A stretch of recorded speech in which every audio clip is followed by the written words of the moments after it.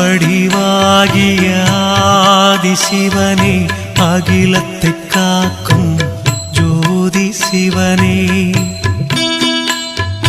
அன்பரின் நெஞ்சினில் வாழும் சிவனே, அண்ணாமலையில் அருளும் சிவனே, வரும் வினையாவும் நீக்கும் சிவனே, வாசலை மிதித்திட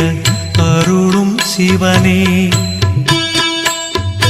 அரணாயங்களை காக்கும் சிவனே,